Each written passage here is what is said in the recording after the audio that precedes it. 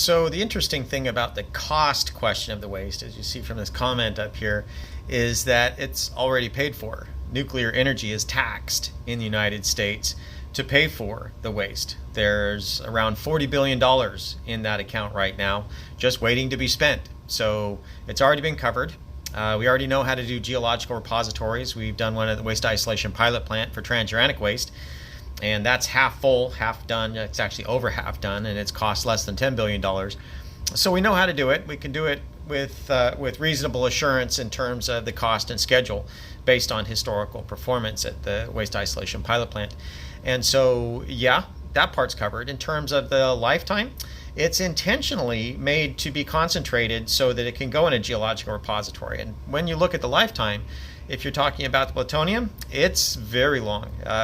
It's got a half-life that's on the order of hundreds of thousands of years, which is why it needs to go in a geological repository rather than just diluting it and making it so that it's below levels that you get for environmental radioactivity. You could dilute it to that point, but we choose not to. We choose to maintain it in a concentrated form and control it like waste. Same thing you would do with any other kind of trash.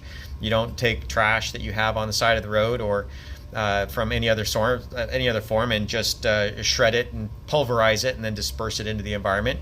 You keep it concentrated. Even sanitary landfills, we do that. But hazardous materials is the same thing. So using the same philosophy, you keep it concentrated so that you can control it and keep it safe. So it would be for quite a while that it would stay hazardous, which is why it goes in a geological repository.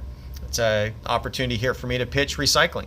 If you recycle it, the half-life can be drastically reduced. Instead of hundreds of thousands of years, if you only looked at the main fission products that you get from recycling it from fission, then we're talking 30 years, strontium and cesium. So if we only do once through like we're doing it now, then the half-lives are long and we have to use a geological repository like Yucca Mountain or the waste isolation pilot plant. But the solutions are there, the money's there.